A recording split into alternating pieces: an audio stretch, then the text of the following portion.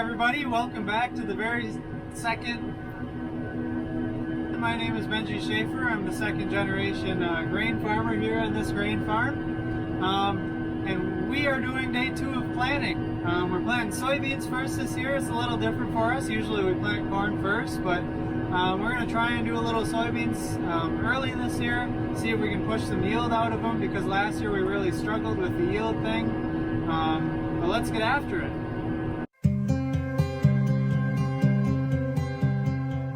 I figured I better get out and place the camera on the tractor somewhere and see if I can't lose this camera too.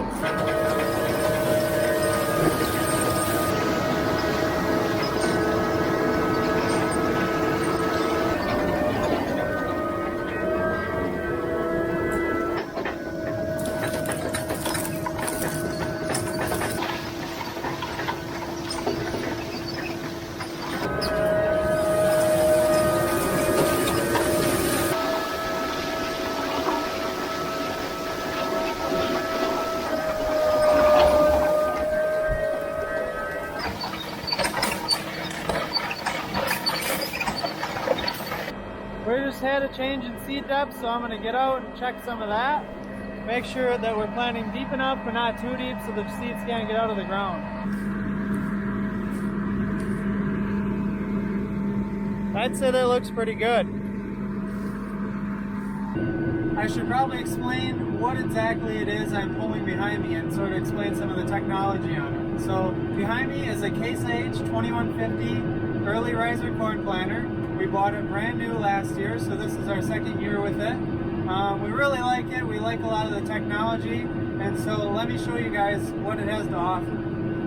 So our planter is equipped with pneumatic row cleaners, and basically what that means is that there's little air cylinders on the row cleaners back there, and I can lift them up, I can lower them down, I can push force down into the ground, or I can pull up on them, basically anything I want. And so that's a really nice feature because you get into different soil conditions and different previous crops, and you want to change what those pneumatic row cleaners are doing. So that's a nice feature. Another thing that I really like about this planter is that it has row shutoffs. So as you can see, we're going through a water run now, and these black bars are my population, and as the planter goes through, it shuts itself off, and it'll turn itself back on again when it gets through the water run. So that's one of my favorite features. It really helps us save a lot on seed, and if we're planting corn, it saves a lot on starter fertilizer. If you add up how many acres of water runs are over our whole entire farm, it's quite a few, and so we save a lot of money by shutting off through the water runs like that. Even though I drug the planter through that water run there, it did not plant a single seed in that water run, which is so awesome.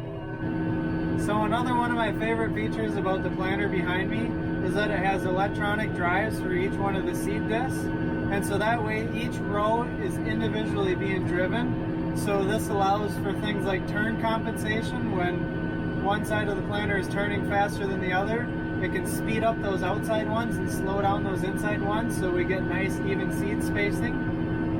It also allows for individual row shutoffs, which basically means that if I have a water run or something, it'll shut off through that water run, or if I get to the end and it prevents overlap by shutting off there too. So that's another one of my favorite features about the planter, probably my most favorite feature about it. Another unique feature that this whole unit has is auto steer. So basically all I have to do when I get to the end of my round is pick up the planter behind me, turn around, set the planter back down, and then I'm good to go. All I got to do is press the button and it drives me to the other end. So clearly there's a lot of time for eating.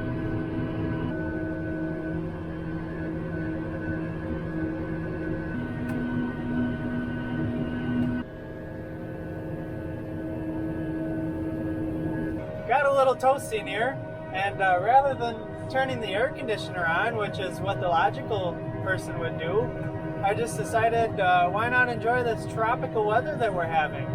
It's about 55 degrees, sun is shining, wheels are turning, we're planting. Alright, that's the end of this field, time to fold her up.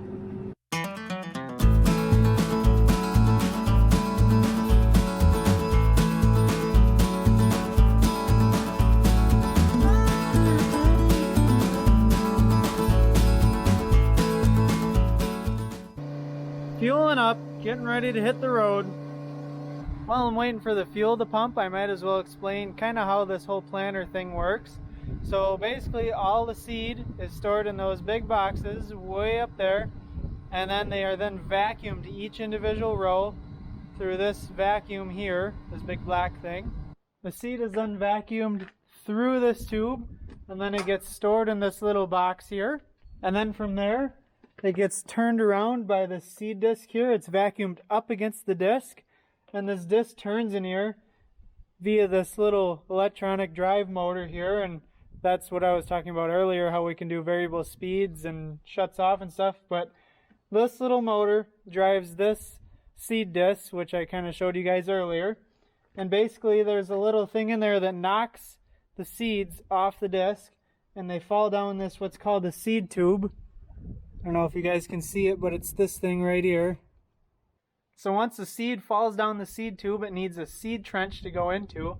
And we create that seed trench by cleaning away the previous year's residue via these trash cleaners, or row cleaners, some guys call them.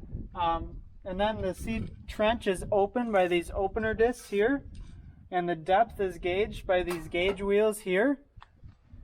And on a case planter, the trench is closed via these closing wheels, and then there's a packing wheel, so we get good seed to soil contact, because that's very important for germination of the seeds.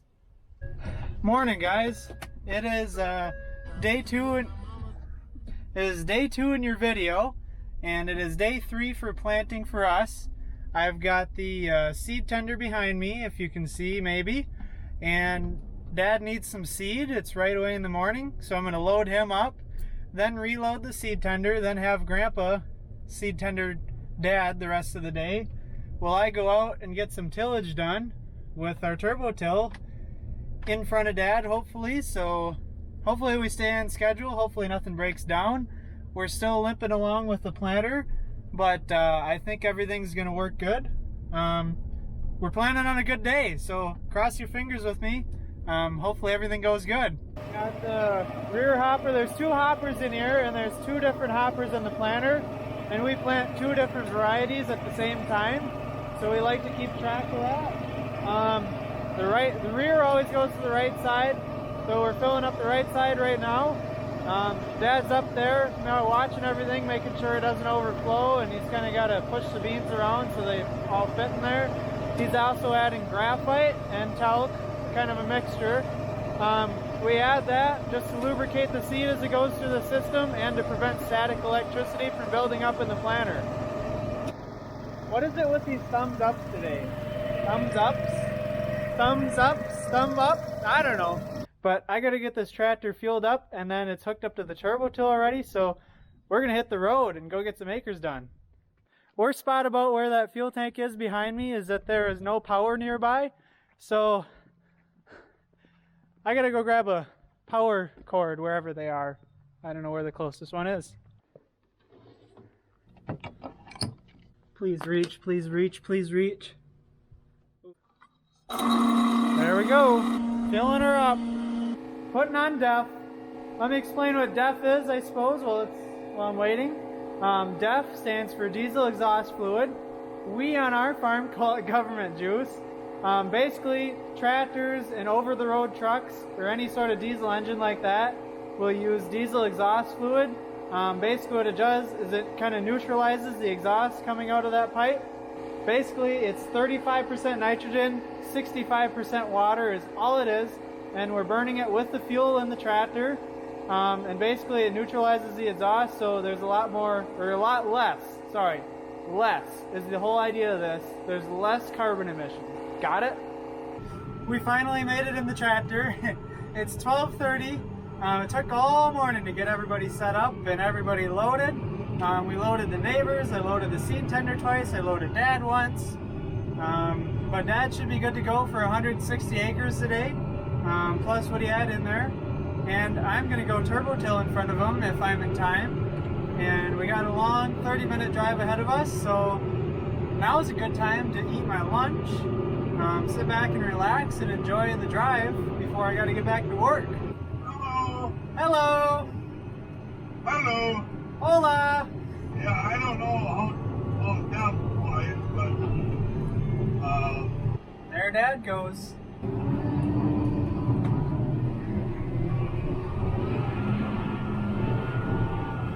I suppose it's a good idea to get out and check our depth. Make sure the tillage floor looks good. Make sure that we're planting into a good solid seed bed.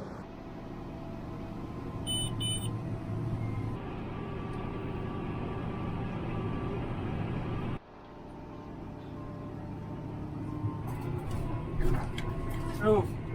I don't know why anyone would pay to go to an amusement park when they could just bounce over golfer holes.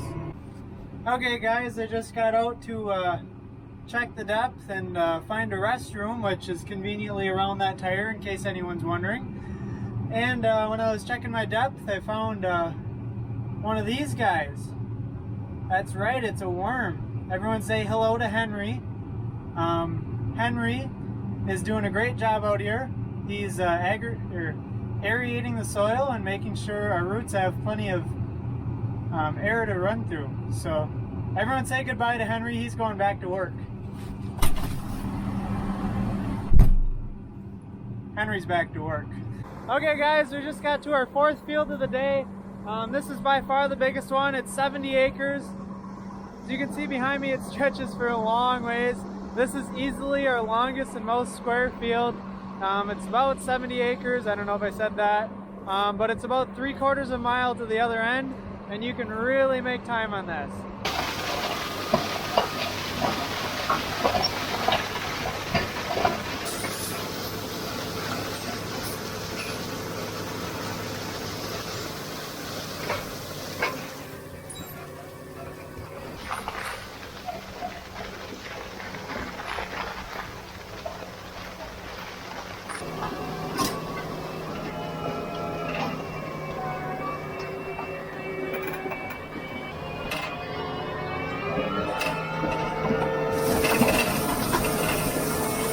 Alright, I think that's going to do it for today's episode, or video, or whatever you want to call it, of Schaefer Grain Farms. Again, my name is Benji Schaefer. Thank you so much for watching.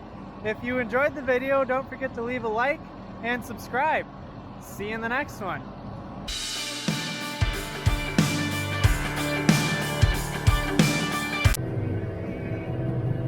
I hope you can't get a sunburn from in here.